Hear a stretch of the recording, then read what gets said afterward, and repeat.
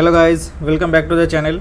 I am doctor Mrinmoy और इस video में हम डिस्कस करेंगे जो टॉपिक है वो है कि थायराइड हार्मोन कैसे सिंथेसिस होता है, synthesis of thyroid hormone. Okay, तो थायराइड हार्मोन एक ऐसा हार्मोन है जो हमारा एक्चुअली जो मेटाबॉलिज्म है उसको अफेक्ट करता है, उसको इंक्रीज़ करने के लिए बहुत ज़रूरी होता है मेटाबॉलिज्म मेंटेन करने के लिए थायराइड।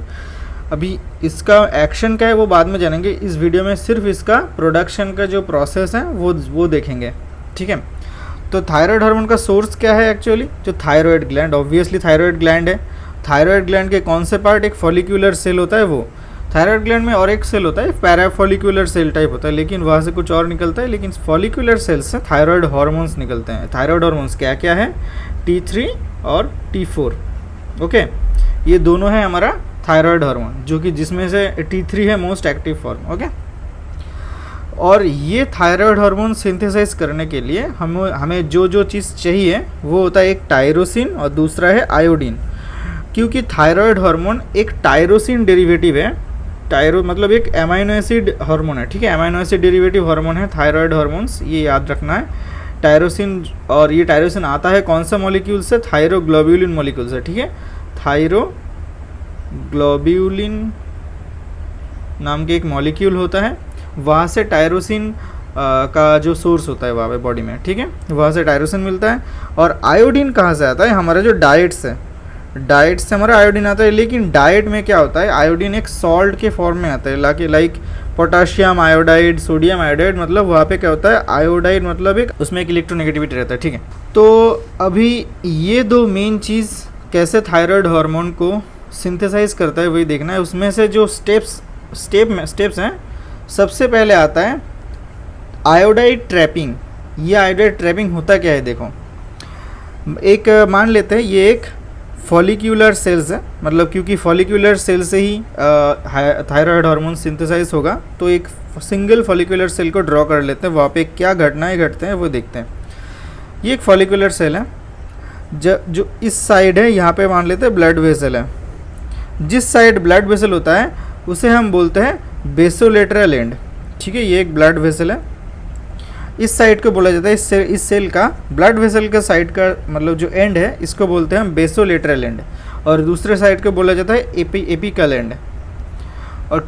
और फर्स्ट स्टेप क्या है, आयोडाइड ट्रैपिंग, मतलब आयोडाइड को ट्रैप कर रहा है सेल के अंदर, ठीक है। वो कैसे होता है, सेल में जो ब्लड है, ब्लड में क्या आयोडाइड कौन से फॉर्म में रहता है, I- फॉर्म में रहता है, कोई ना कोई सॉल्ट के फॉर्म में रहता है। उसको सेल के अंदर जो ट्रांसपोर्ट करने के लिए एक ट्रांसपोर्टर होता है, उसे हम बोलते हैं सोडियम आयोडाइड सिम्पोर्टर। नाम में ही देखो क्या ये चैनल क्या काम करता है वो मतलब छुपा है। ये आयोडीन के साथ सोडियम को सिम्पोर्ट करेगा, मतलब सिम्पोर्ट मतलब क्या है, सेम डायरेक्शन में दो आयंस को भेजना, ठीक है। तो सोडियम और आयोडीन दोनों को, आयोडाइड और सोडियम, ये दोनों को सेल के अंदर लेके आ जाएगा। क्या कौन सा है, सोडियम आयोडाइड सिम्पोर्टर। ओके, ये जो प्रोसेस है ये फर्स्ट स्टेप होता है, और इसको बोलते हैं हम आयोडाइड ट्रैपिंग। क्योंकि सेल के अंदर ब्लड से सेल के अंदर देखो आयोडाइड आ गया अभी, ये ट्रांसपोर्टर की मदद से, तो इसे बोलते हैं हम आयोडाइड ट्रांसपोर्टर, और सोडियम आयोडाइड को ट्रांसपोर्टर बोला जाता है, या फिर सिम्पोर्टर बोला जाता है।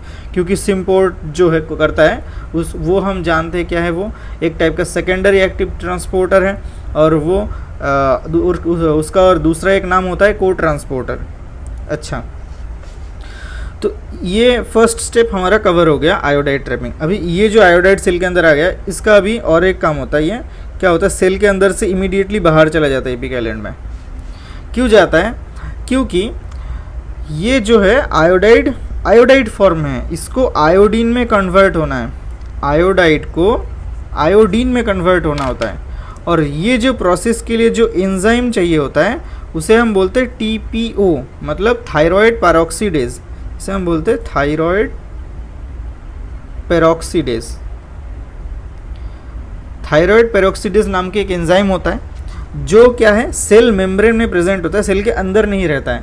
इसीलिए ये एंजाइम का काम निभाने के लिए आयोडीन को सेल से फिर से बाहर जाना होता है, आयोडाइड को, ताकि वो आयोडीन में ऑक्सीडाइज हो सके।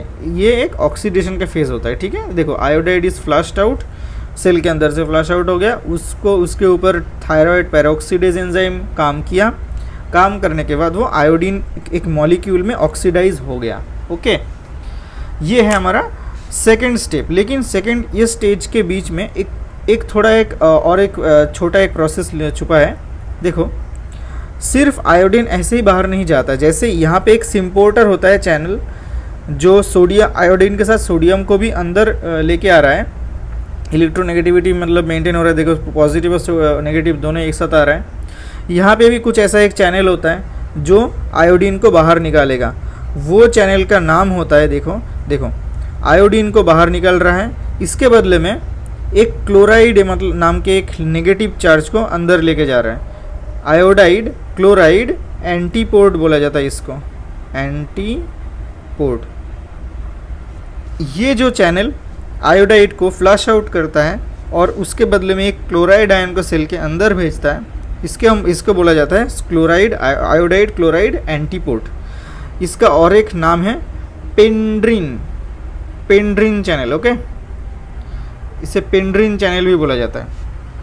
अच्छा, बात ये है कि यहाँ पे ये जो दो चैनल है, पेंड्रिन चैनल, दो चैनल की बात की हम, क्लोराइड आयोडाइड एंटीपोर्ट, और ये जो सोडियम आयोडाइड सिम्पोर्टर, ये सिर्फ यहीं पे ही थायराइड ग्लैंड पे ही नहीं मिलता है, और भी कुछ ग्लैंड से मिलता है, वो बाद में बात करते हैं। पहले स्टेप्स कवर अप कर लेते हैं, ठीक है, वो बाद में देखेंगे। अभी थर्ड स्टेप, दूसरा स्टेप हो गया ऑक्सीडेशन वाला, थर्ड स्टेप है ऑर्गेनिफिकेशन। तो ये आयोडीन जो है थायरोग्लोबुलिन मॉलिक्यूल के साथ बाइंड करके उसका जो टायरोसिन रेसिड्यू है, क्योंकि हम बोले थे थायरोग्लोबुलिन मॉलिक्यूल से ही टायरोसिन का सोर्स है हमारा, तो उसके साथ बाइंड होकर के ये कुछ मॉलिक्यूल्स फॉर्म करते हैं, जिसे, और वो रिएक्शन को बोलते हैं हम कपलिंग रिएक्शन। ये जो ऑर्गेनिफिकेशन मतलब आयोडीन के साथ टायरोसिन का जो मिक्स होना, ये रिएक्शन को बोलते हैं हम कपलिंग रिएक्शन। ओके, यहाँ पे क्या होता है, देखो, एक थायरोग्लोबुलिन मॉलिक्यूल के साथ अगर आयोडीन एक मिक्स मतलब कपल करता है तो फॉर्म करता है मोनोआयोडोटायरोसिन। ठीक है, मोनोआयोडोटायरोसिन। ऐसे एक मोनोआयोडोटायरोसिन और एक मोनोआयोडोटायरोसिन के साथ मतलब कॉम्बाइन होकर कपल होकर के बनाता है डाईआयोडोटायरोसिन। और एक ऐसे मोनोआयोडोटायरोसिन अगर DIT के साथ बाइंड करता है तो T3 फॉर्म होता है, और दो DIT अगर बाइंड करता है तो फॉर्म करता है T4। ठीक है, तो कुछ इस तरह के प्रोसेस से T3 और T4 फॉर्म होता है। अब देखो यहाँ पे MIT के साथ DIT बाइंड होकर के T3 फॉर्म हो रहा है। तो यहाँ पे देखो मोनोआयोडोटायरोसिन के साथ डाईआयोडोटायरोसिन मिक्स होकर के कपल होकर के T3 फॉर्म हो रहा है। लेकिन अगर ऐसा होता है, ये अगर रिएक्शन उल्टा हो जाता है, अगर ये DIT के साथ अगर MIT कॉम्बाइन होता है तब फॉर्म करता है रिवर्स T3। ठीक है, रिवर्स T3 मतलब ये MIT के साथ DIT नहीं, DIT के साथ अगर MIT कॉम्बाइन होता है तो उसको उस प्रोसेस में रिवर्स T3 फॉर्म होता है। ओके, अच्छा, तो ये है मेन हमारा 3 प्रोसेस। इसके बाद क्या होता है, देखो, ये जो T3 और T4 फॉर्म हो गया, ये मतलब सेल के अंदर, मतलब ये फॉलिकुलर सेल के अंदर एज ए कोलॉइड स्टोर होता है, ये स्टोर्ड होकर रहता है, और ये सप्लाई कर सकता है थायराइड हार्मोन्स को up till 2 to 3 months. 2 to 3 month के लिए जितना थायराइड हार्मोन चाहिए होता है उतना थायराइड हार्मोन कोलॉइड के हिसाब से स्टोर हो सकता है, इतना स्टोर होकर मतलब होता रहता है। ठीक है, अच्छा, तो ये 4 स्टेप हो गया हमारा थायराइड हार्मोन सिंथेसिस का। अब देखो यहाँ पे हम ये बोले थे कि ये जो 2 चैनल प्रोटीन है, ये 2 चैनल प्रोटीन सिर्फ थायराइड ग्लैंड में नहीं मिलता है, बाकी और जगह पे मिलता है। इनमें से ज़्यादा इंपॉर्टेंट है ये वाला चैनल, आयोडाइड क्लोराइड एंटीपोर्ट। ठीक है, ये वाला देखो सिर्फ थायराइड ग्लैंड में नहीं, और एक कहाँ पे मिलता है, थायराइड और इनर ईयर में मिलता है, इनर ईयर में। तो अगर एक जेनेटिक कंडीशन होता है जहाँ पे ये चैनल म्यूटेशन होता है, ठीक है, अगर ये चैनल म्यूटेटेड हो गया तो ये तो थायराइड हार्मोन सिंथेसिस नहीं होगा, और दूसरा क्या होगा, इनर ईयर में हमारा काम मेन होता है, ये चैनल का काम होता है हियरिंग में मतलब हमारा हेल्प करना। ठीक है, तो वहाँ पे क्या होता है, म्यूटेशन अगर होता है तो तब हाइपोथायराइडिज्म उसको वजह से गॉइटर होगा, और क्या होगा, इनर ईयर में हियरिंग लॉस होगा, उसे हम बोलते हैं सेंसरी न्यूरल हियरिंग लॉस। ये 2 सिम्टम्स एक साथ में दिखेंगे तब अगर ये चैनल प्रोटीन म्यूटेटेड होता है तो, और ये सिंड्रोम को बोलते हैं हम पेंड्रिन, मतलब पेंड्रेड सिंड्रोम, पेंड्रेड सिंड्रोम। इसके वजह से पेंड्रेड सिंड्रोम होता है ये चैनल के म्यूटेशन की वजह से, इसलिए इस चैनल को बोला जाता है पेंड्रिन। ठीक है, पहले बोले थे हम पेंड्रिन चैनल बोला जाता है इसे, क्योंकि जो सिंड्रोम होता है उसे हम बोलते हैं पेंड्रेड सिंड्रोम।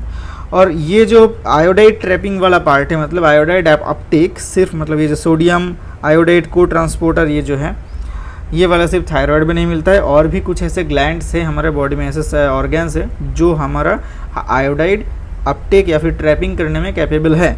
उनमें से और क्या क्या है, पैरोटिड है, पैरोटिड, दो क्या है, मेमोरी ग्लैंड, मेमोरी ग्लैंड है, तीसरा है क्या, प्लेसेंटा, प्लेसेंटा।